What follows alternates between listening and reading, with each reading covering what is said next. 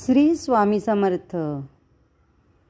यंदा 22 सप्टेंबरला नवरात्री घटस्थापना ही सुरू होत आहे।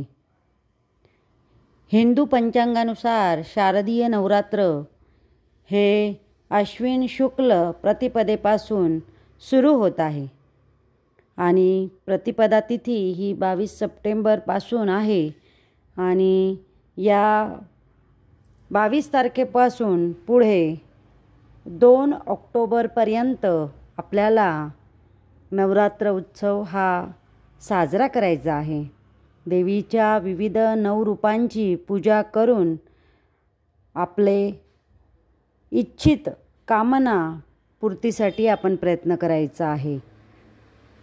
याबरोबरच आपण हे नवरात्रीचे व्रत ठेवणार आहोत। त्या व्रतात आपण काय नियम पाळावे, कसे वागावे, काय करू नये, हे सर्व मागील व्हिडिओमध्ये आपण पाहिले आहे। आता आपण नवरात्रीच्या या 9 दिवसात देवीला काय बरं आवडतं, कुठला बरं रंग देवीला आपण जर परिधान केला आणि पूजा केली तर फायदा होईल, आणि त्याचबरोबर कुठला नैवेद्य देवीला आपण अर्पण करावा, कुठले फुलं अर्पण करावे, याची थोडक्यात माहिती मी देते आहे। या नवरात्रीच्या दिवसांमध्ये सांस्कृतिक वसाही हा आपला फार महत्त्वाचा आहे। प्रत्येकाच्या घराण्यामध्ये विविध कुळाचार केले जातात आणि जणू काही एकत्र येऊन एकत्र कुटुंब पद्धती त्या दिवसांमध्ये आपल्याला बघायला मिळते।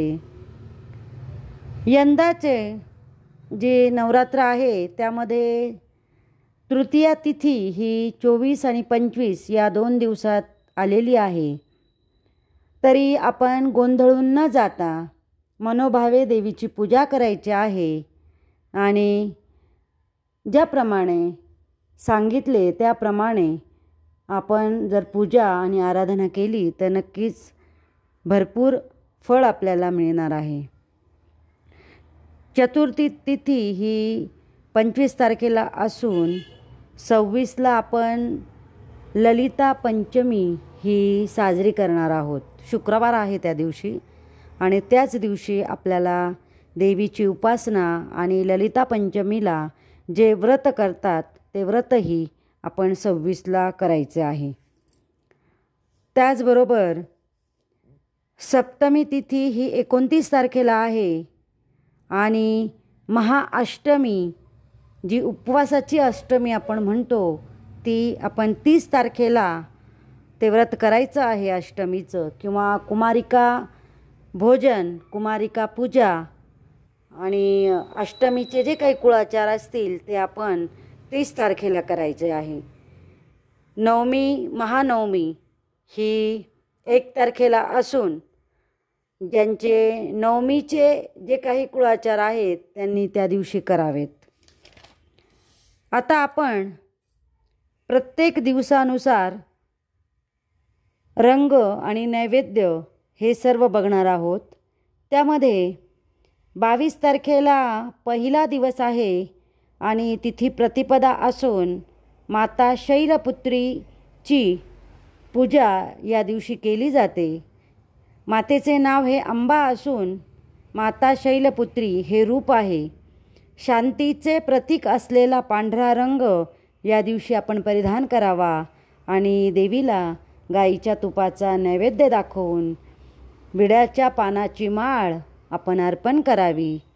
त्याचबरोबर दिवसभर ओम देवी शैलपुत्री नमः किंवा ओम ऐं ह्रीं क्लीं शैलपुत्रे नमः या मंत्राचा जास्तीत जास्त जप करायचा आहे। दिनांक 23 सप्टेंबर द्वितीया तिथी आहे। माता ब्रह्मचारिणीच्या रूपाची या दिवशी पूजा करून मातेला चामुंडा असे म्हटले जाते। मातेला लाल रंग प्रिय असल्यामुळे या दिवशी जो कृती आणि सामर्थ्याचा लाल रंग आहे तो परिधान करून मातेला साखरेचा नैवेद्य दाखवायचा आहे आणि गोकर्णाच्या फुलाची माळ अर्पण करून मातेची प्रार्थना करायची आहे. ओम ब्रह्मचारिणे नमः किंवा ओम ऐं ह्रीं क्लीं ब्रह्मचारिणे नमः या मंत्राचा जास्तीत जास्त जप करायचा आहे. दिनांक 24 सप्टेंबरला तृतीया तिथी आहे. माता चंद्रघंटाच्या रूपाचे पूजन करून आपण मातेला आवडत असलेल्या निळा रंग परिधान करून, जो समृद्धी आणि या दिवशी मातेचा आवडता जो रंग आहे निळा रंग, जो समृद्धी आणि शांततेचं प्रतीक आहे, तो आपण परिधान करायचा आहे. आणि मातेला दुधाचा खिरीचा नैवेद्य हा दाखवायचा आहे. तुळशीच्या पानांचा हार वाहायचा आहे आणि ओम देवी चंद्रघंटाय नमः या मंत्राचा जप हा करायचा आहे. 25 तारखेला तृतीयाच तिथी असल्याने 24 तारखेसारखाच नैवेद्य आणि माळ अर्पण करून पिवळ्या रंगाचे वस्त्र परिधान करायचे आहे. जो रंग समाधान आणि उत्साहाचे, मांगल्याचे प्रतीक आहे, असा पिवळा रंग या दिवशी परिधान करायचा आहे. आणि जपही माता चंद्रघंटेचाच या दिवशी करायचा आहे. 26 तारखेला शुक्रवार असून या दिवशी आपण कुष्मांडा देवीची उपासना करायची असून निसर्गाचे प्रतीक असलेला हिरवा रंग या दिवशी परिधान करायचा आहे आणि मातेला गोड भज्याचा नैवेद्य दाखवायचा आहे. या मातेला भुवनेश्वरीही असे म्हटले जाते. मातेला लवंगाची माळ अर्पण करायची आहे आणि याच दिवशी ललिता पंचमीची सेवा उपासना करायची आहे, कुंकुमार्चन करायचं आहे आणि मातेची आराधना करून ओम देवी कुष्मांडाय नमः या मंत्राचा जप करायचा आहे. त्याचबरोबर 27 तारखेला माता स्कंदमाता हिचे पूजन केले जाते. या दिवशी राखाडी वस्त्र परिधान करायचे आहे, केळीचा नैवेद्य दाखवायचा आहे, बेलपानांची माळ अर्पण करायची आहे आणि जास्वंद गुलाब देवीला वाहायचे आहे. त्याचबरोबर ओम ऐं ह्रीं क्लीं स्कंदमाते नमः किंवा ओम देवी स्कंदमाते नमः या मंत्राचा जप करायचा आहे.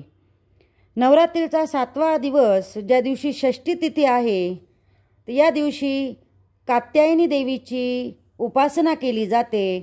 केशरी रंग परिधान करायचा आहे आणि त्याचबरोबर मातेला मधाचा नैवेद्य दाखवून मातेची उपासना करायची आहे. कर्दळीची फुलं किंवा कर्दळीच्या फुलांची माळ घालून ओम ऐं ह्रीं क्लीं कात्यायनी नमः या मंत्राचा जप करायचा आहे किंवा ओम कात्यायनी नमः या मंत्राचा जरी जप केला तरी नक्कीच फायदा होईल.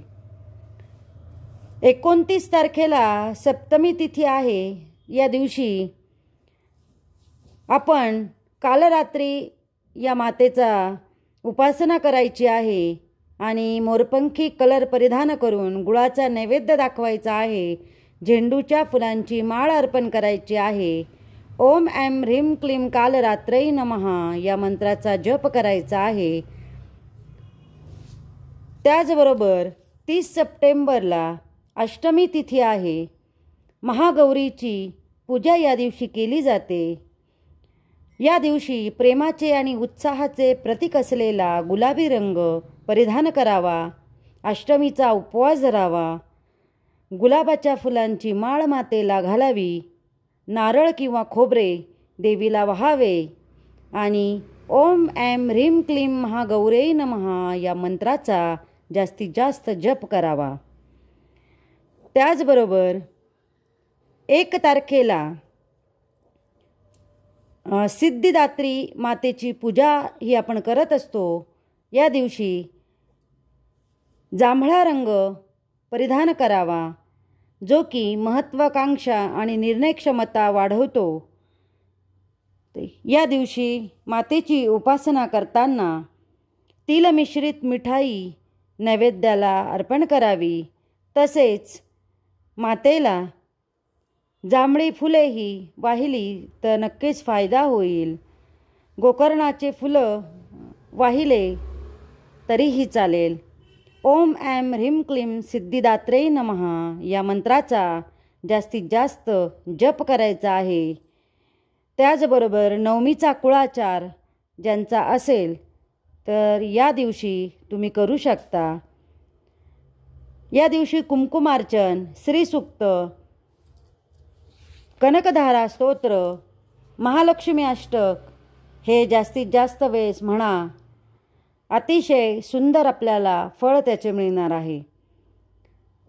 2 ऑक्टोबर रोजी दसरा आहे। या दिवशी आपल्या आपल्या घराण्यानुसार कुळाचार करावा, मातेची आराधना आणि उपासना करावी, घर सुशोभित करावं। त्याचबरोबर विद्येची पूजा करावी, वह्या, पुस्तके, यंत्र यांची पूजा करावी, घराला फुलांच्या माळा लावाव्यात आणि त्याचबरोबर देवीची उपासना करावी, मंदिरामध्ये दर्शनाला जावे। उपाय छोटे आहेत, नक्की करा आणि या नवरात्रीच्या देवीची कृपा आशीर्वाद हे प्राप्त करून घ्या। डॉक्टर नेहा जोशी, दत्त अनघा वास्तू रिसर्च सेंटर, नाशिक।